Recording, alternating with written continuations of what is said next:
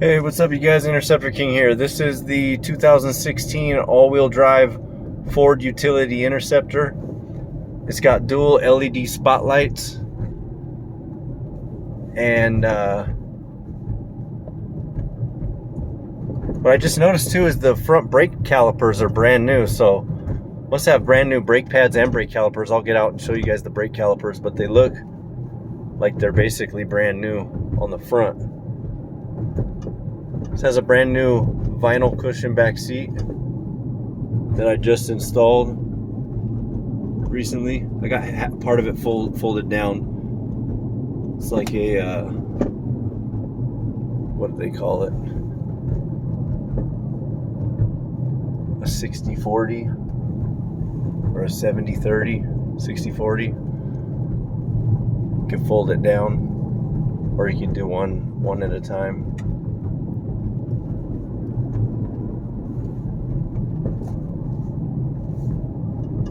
All right, one sec. So the brakes feel really good. The brake pedal's up really nice and high, and it feels great. Rear view camera pops up right here. Then you got the backup monitoring system. It's not really fluttery, it just looks like that.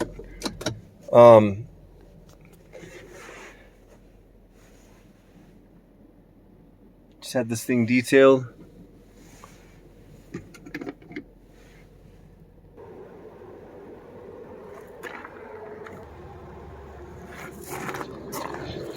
It's pretty dusty already after being detailed a few days ago. Central Oregon gets pretty dusty out here. 3.7 liter V6 wraparound push bar. It's got like 3,000 something idle hours on it. It's got a few little dings here and there. That's sticky. This is just some sticky adhesive stuff that needs to come off with some goof off adhesive removal. That'll come right off.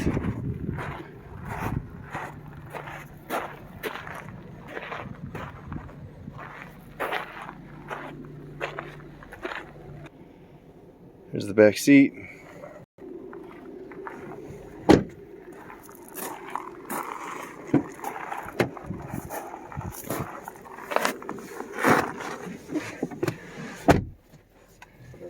All right, let's jump on the highway. You got your Bluetooth. I like to listen to Pandora on my phone while I'm driving.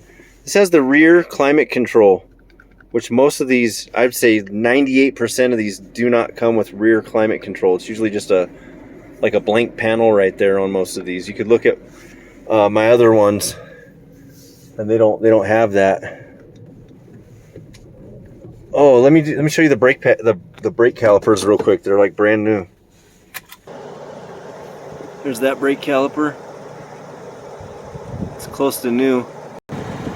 And here's the front passenger side brake caliper and brake pad. The brake pad looks like it's brand new too. Probably just a few miles on it. Tires have good tread.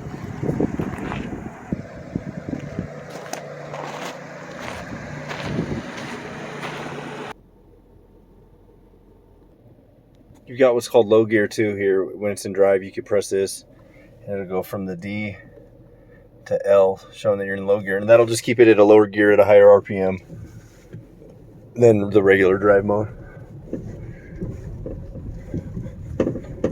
All right, it's my first time jumping on the highway here.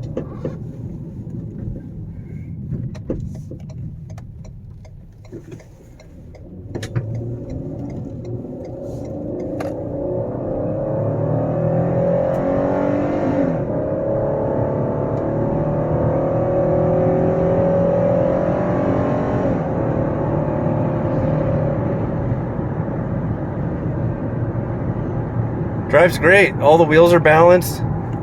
The brakes are like brand new, you guys. The brakes feel brand new on this. All right, I'll do a quick little turnaround and jump back on the highway.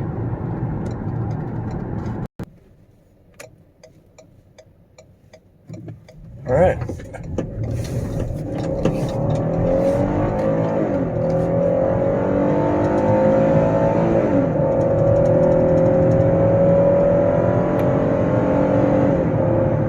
Drives perfect, you guys. It's got a naturally aspirated 3.7 liter V6 that produces 305 horsepower.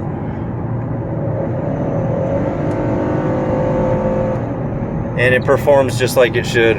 Brakes feel amazing. This is a great vehicle. Heated side mirrors.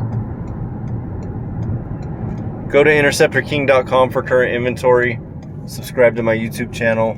Hit the bell icon on the YouTube channel. Like us on Facebook. Wraparound push bar, you guys.